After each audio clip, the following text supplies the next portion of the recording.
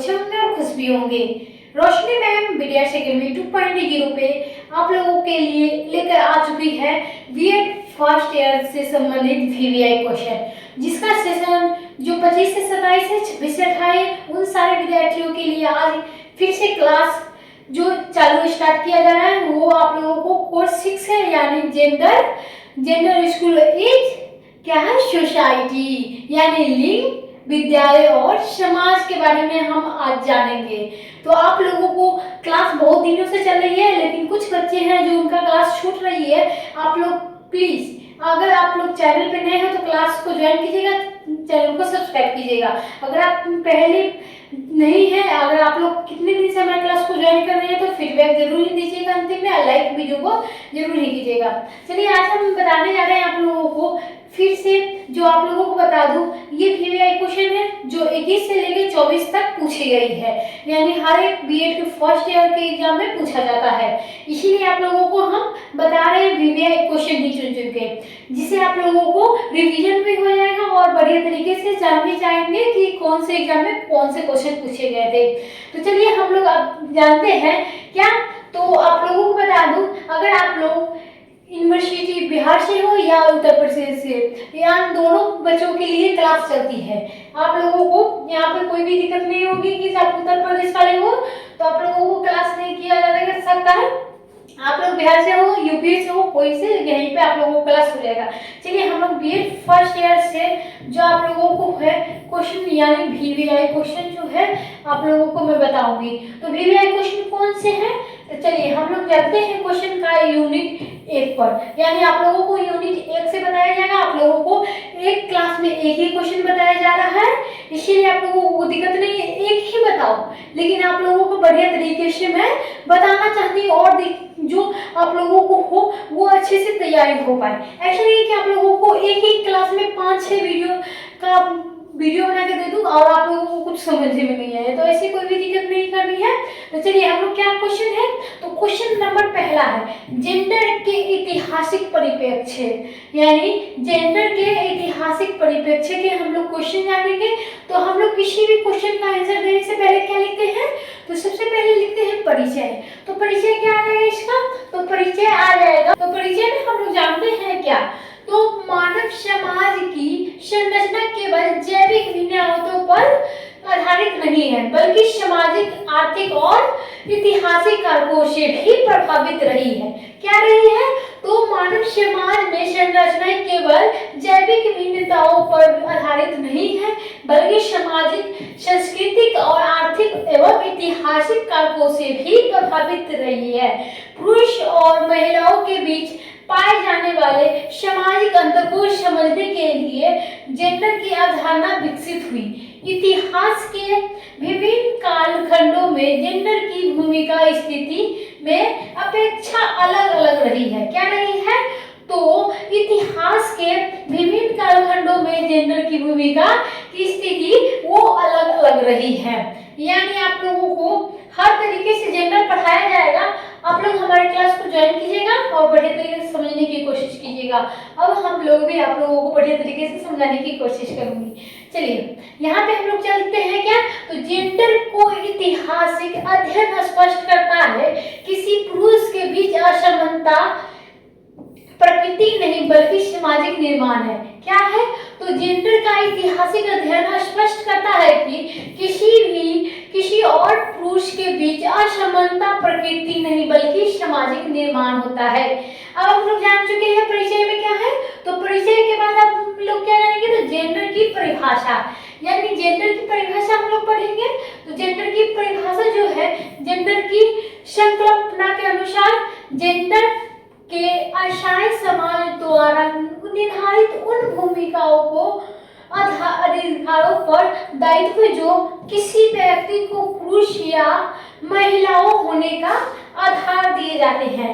क्या दिए जाते हैं, तो किसी महिलाएं और किसी पुरुष होने का आधार मिलता है, वो किस पर, तो ये जेंडर के आशाएं समाज द्वारा निर्धारित होता है, जो महिलाएं और पुरुष होने का आधार दिए जाते हैं।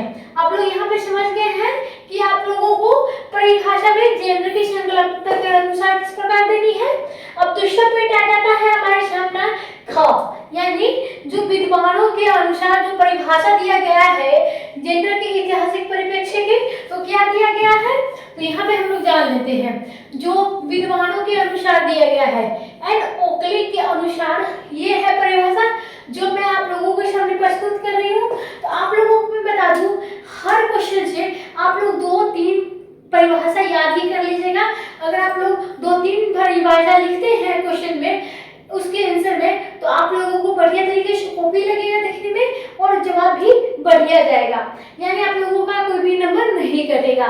तो इसलिए मैं आप लोगों को बता दूं, अगर आप लोगों को एक क्वेश्चन से 3 परिभाषा याद जरूरी कर ले, क्योंकि उससे बढ़िया लगेगा कॉपी देखने में। यहाँ पे हम लोग बात कर रहे थे क्या, तो एंड ओकले के अनुसार क्या परिभाषा दी गई ऐतिहासिक परिप्रेक्ष्य की, तो दी गई सेक्स जीवनिक अवधारणा है जबकि जेंडर सामाजिक अवधारणा है।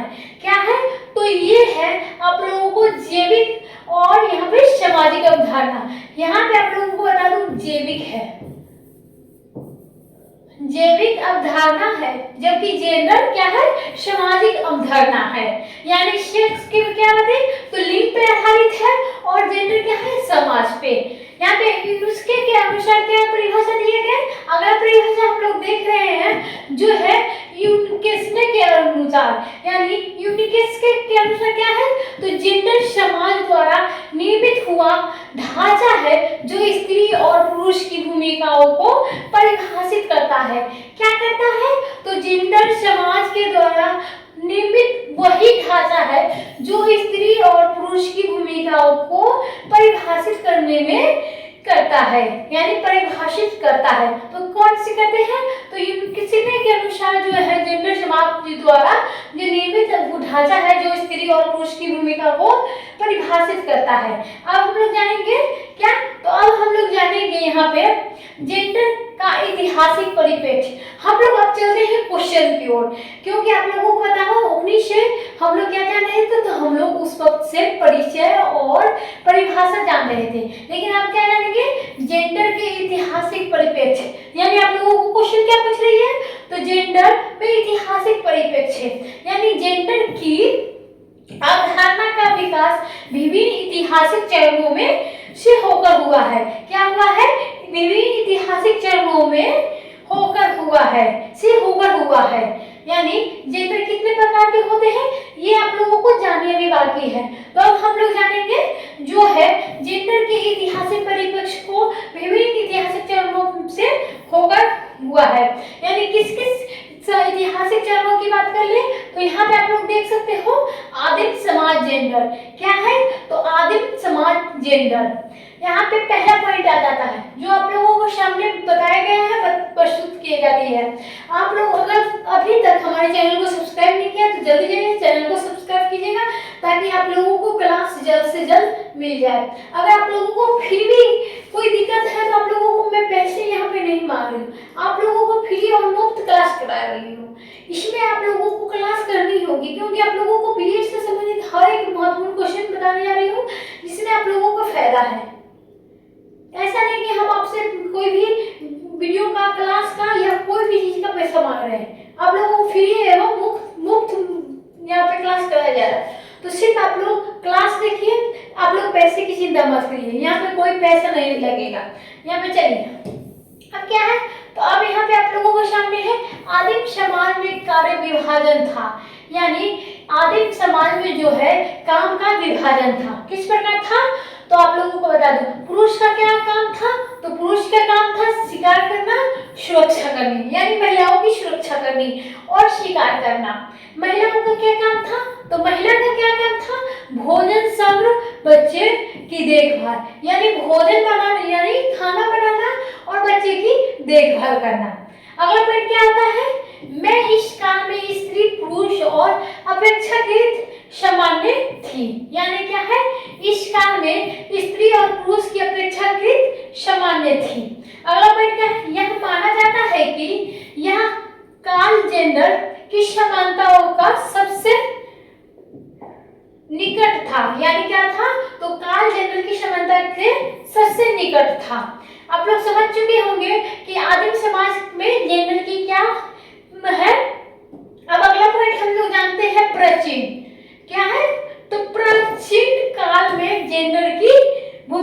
यानी प्राचीन काल में जो जेंडर की भूमिका किस प्रकार थी, तो यहाँ पे वैदिक काल के अनुसार है। यानी प्राचीन काल में जेंडर, बौद्धिक काल, स्त्रियों को शिक्षा या सभा में भागीदारी, गार्गिक मैत्रेय जैसे विदुषिया स्त्री के स्थित सम्मानजनक दिया जाता था। यानी आप लोगों को रामायण तो देखे ही होंगे। रामायण में क्या थी, गौरी थी, मैत्रेय थी जैसी विदुषिया स्त्रियों को स्थिति सम्मानजनक दिया जाता था।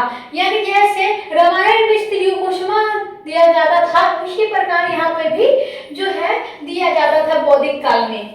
यहाँ पे उत्तर वैदिक काल में क्या होता था स्त्रियों के साथ, तो उत्तर वैदिक काल में क्या होता था, स्त्रियों के अधिकारों में गिरावट आ गई थी। यानी वैदिक काल में क्या हुआ, तो वैदिक काल में स्त्रियों को सम्मान किया जाता था, और वहीं उत्तर वैदिक काल में क्या होता था, स्त्रियों को अधिकार में गिरावट आ गई, यानी जो है सम्मान मिलना कम हो गई। यहाँ पे बाल विवाह में पर्दा प्रथा में का आरंभ हुआ। क्या हुआ, तो बाल विवाह की शुरुआत हुई, पर्दा प्रथा का आरंभ हुआ। तो आप लोग बाल विवाह तो जानते ही होंगे कि बाल विवाह किस प्रकार हुआ था। तो बाल विवाह आप लोगों को मैं बता दूं, यहाँ पे बाल विवाह और पर्दा प्रथा जो है आरंभ हो गया था।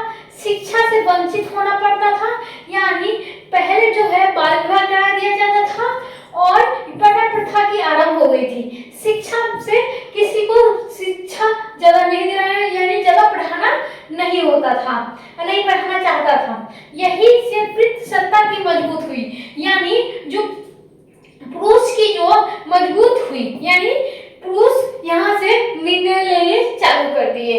यहाँ पे अगला पॉइंट क्या आ जाता है, तो अगला पॉइंट आप लोगों के सामने क्या आ जाता है, मध्यकालीन, यानी मध्यकालीन समाज जेंडर, यानी मध्यकालीन समाज जेंडर में आ जाते हैं। तो स्त्रियों को स्थिति अत्यंत कमजोर हो गई, सती प्रथा, जौहर प्रथा हो गई, शिक्षा और संपत्ति के अधिकारों में अभाव हो गया, स्त्रियों को पुरुष पर आश्रित माना गया। क्या माना गया, तो आप लोगों को मध्यकालीन समय के लिए जो मध्यकालीन समाज में जेंडरों की जो भूमिका है किस प्रकार हुई, तो स्त्रियों को स्थिति कमजोर हो गई, यानी स्त्री कमजोर हो गई, यानी उनका कुछ भी नहीं चल रहा था मध्यकालीन में। और यहाँ पे सती प्रथा चालू हो गया, जौहर हो गया और पर्दा प्रथा चालू हो गई, और शिक्षा और संपत्ति के अधिकारों में भी अभाव हो गया, यानी शिक्षा में भी रुकावट हो गई, संपत्ति पर भी अधिकार का अभाव हो गया। स्त्रियों को पुरुष पर आश्रित माना गया, यानी पुरुष जो है, एक महिला जो है एक पुरुष के बिना नहीं रह सकती है, और उसके बिना उसका जीवन नहीं चलने वाला है। इसीलिए आप लोगों को कोई भी चीज के लिए पुरुष पर आश्रित होना पड़ा। यह काल में जेंडर और समानता का चरण माना गया। क्या माना गया, तो समानता का चरण माना गया। अगला पॉइंट आप लोगों के सामने क्या है, तो अगला पॉइंट आप लोगों के सामने है औपनिवेशिक काल, यानी औपनिवेशिक काल में जेंडर क्या है, तो औपनिवेशिक चौथा पॉइंट जो है औपनिवेशिक काल में जेंडर, सामाजिक सुधार आंदोलन की शुरुआत क्या हुई, तो सामाजिक सुधार जो हुआ उसकी आंदोलन की शुरुआत हो गई। यहाँ पे राजा राम मोहन राय ने सती प्रथा को नष्ट कर दिया। दूसरा है ईश्वर चंद्र विद्यासागर ने विधवा और पुनः विवाह चालू कर दिया।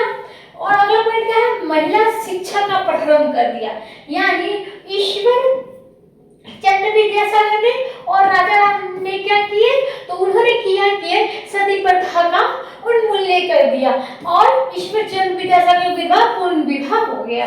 और अगला पॉइंट क्या है, महिला शिक्षा का प्रारंभ हुआ, यानी महिला फिर से पढ़ने लिखने लगी। और अगला पॉइंट क्या है, जेंडर चेतना में पुनः जागरण हुआ। क्या हुआ, तो जेंडर चेतना में पुनः जागरण हुआ। अब हम लोग चौथा बात जान गए हैं, औपनिवेशिक काल में जेंडर, मध्यकालीन में आप लोग जान चुके हैं, प्राचीन काल में जान चुके हैं, और आप लोगों को आदिम समाज में जेंडर जान चुके हैं। अब अगला पॉइंट पांचवा आ जाता है, तो पांचवा किस पॉइंट में है, तो पांचवा है स्वतंत्रता आंदोलन, यानी अब हम लोग चलेंगे स्वतंत्रता आंदोलन पर, यानी महिलाओं को स्वतंत्रता संग्राम में सक्रिय सरोजिनी नायडू, कस्तूरबा गांधी समानता और अधिकारों की मांग की। यानी हमारी जो है महिला जो राजनीति में आई थी वो सबसे पहले सरोजिनी नायडू, उसके बाद कस्तूरबा गांधी जो ने समानता और अधिकारों की मांग की। महिलाओं की स्वतंत्रता के संग्राम में क्या सक्रिय की, तो सरोजिनी नायडू और कस्तूरबा गांधी ने समानता और अधिकारों की मांग की। महिलाओं की सार्वजनिक जीवन में पहचान दिया, यानी जो महिलाओं की सार्वजनिक जीवन में पहचान उन्होंने दिलाने का काम किया और मांग भी की। यानी छठा पॉइंट आप लोगों के सामने क्या है, स्वतंत्र भारत के जेंडर दृष्टिकोण, यानी जो स्वतंत्र भारत के जेंडर दृष्टिकोण, यानी आप लोगों को यहाँ पे कौन हो जाएगा, संविधान में समानता का अधिकार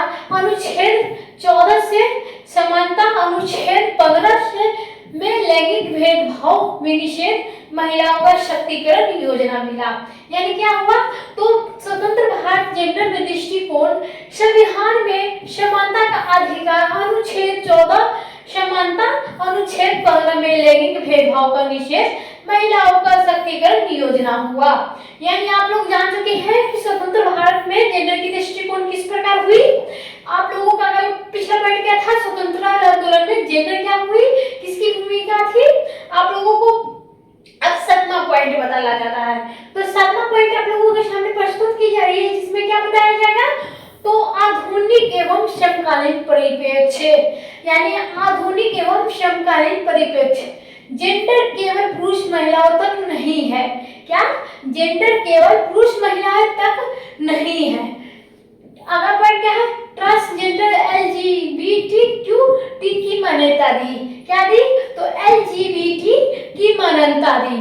शिक्षा जो ट्रांसजेंडर के यानी थर्ड जेंडर वाले के जो LGBTQ की मान्यता दी। अगला पॉइंट क्या है, शिक्षा में जेंडर की संवेदनशीलता मिला। और अगला पॉइंट क्या है, नारीवाद आंदोलन चला और जेंडर को अब मानव अधिकार से जोड़ा गया है, यानी जेंडर को अब मानव अधिकार से जोड़ा गया है। अगला पॉइंट हम लोग देखते हैं क्या, तो हम लोग अंतिम और लास्ट देख रहे हैं डायग्राम, यानी आप लोगों को यहाँ पे आप लोगों को क्या है डायग्राम, यानी डायग्राम आप लोगों को बताई जा रही है, जिसमें आप लोगों को क्वेश्चन पूछा ही जाता है। आप लोग बढ़िया तरीके से डायग्राम बना लीजिएगा, ताकि उस सारे जो टीचर होंगे कॉपी चेक करने वाले उनको कोई भी दिक्कत ना हो कि आप लोगों ने डायग्राम नहीं बनाए हैं और डायग्राम किस प्रकार बनाए। तो आप लोगों को सेम इसी प्रकार डायग्राम बनानी है। वहां पर जाकर आप लोगों को अगर पूछा जाए कि जेंडर ऐतिहासिक परिप्रेक्ष्य क्या है, तो इसमें आप लोगों को इस प्रकार डायग्राम बनानी है। तो पहला है क्या, आदिम, यानी आप लोगों को जो भी क्वेश्चन में अभी तक पढ़ाया गया है, क्वेश्चन में आप लोगों को जो भी बताया गया है, ये सारी बात एक डायग्राम में आ जाती है। अगर आप लोग डायग्राम दिमाग में नोट कर लेते हैं ना, तो आप लोगों को क्वेश्चन का आंसर देने में कोई भी दिक्कत नहीं होगी, कोई भी कठिनाई नहीं होगी। आप लोगों को अवश्य ही 2-4 याद होगी इनके बारे में, जो भी आप लोगों को मैं बताई हूँ। और इसी प्रकार आप लोग अपने मन से 2-4 लगा के लिख दोगे तो बढ़िया तरीके से क्वेश्चन बन जाएगा आपको, और कोई भी नंबर नहीं कटने वाली है। तो चलिए, आदिम समाज, अगला पॉइंट क्या है, आदिम समाज को किस प्रकार में बांट दिया गया, तो प्राचीन वैदिक काल समानता में, और प्राचीन वैदिक काल को समानता में किस प्रकार बांट गई, तो उत्तर बौद्धिक व मध्यकालीन और समानता में बांट दिया गया। जिस प्रकार में जो उत्तर वैदिक और मध्यकालीन को किस भाग में बांट दिया गया, तो औपनिवेशिक काल में, यानी औपनिवेशिक काल में सुधार हो गई, यानी प्राचीन वैदिक काल में समानता थी और उत्तर वैदिक व मध्यकालीन में असमानता हो गई, और औपनिवेशिक काल में कुछ सुधार हुआ। और क्या है, अगला पॉइंट जो है, औपनिवेशिक काल के बाद जो सुधार हुआ तो स्वतंत्रता आंदोलन चला, और उसके बाद जो स्वतंत्रता आंदोलन के आप लोगों को बांट दिया जाए, तो आप लोगों को मैं बता दूं यहाँ पे, तो आधुनिक लोकतांत्रिक भारत में बटा गया, विभाजित हो गया। और उसके बाद जो आधुनिक लोकतांत्रिक भारत के बाद समकालीन जर्नल समावेशी दृष्टिकोण में विभाजित हो गया। तो आप लोगों को ये डायग्राम बढ़िया तरीके से समझ में आ गया होगा कि आप लोगों को किस प्रकार बनानी है और किस प्रकार नहीं। तो आप लोगों को मैं बॉक्स बना देती हूँ, आप लोग यहाँ पे बॉक्स के माध्यम से भी समझ जाएंगे।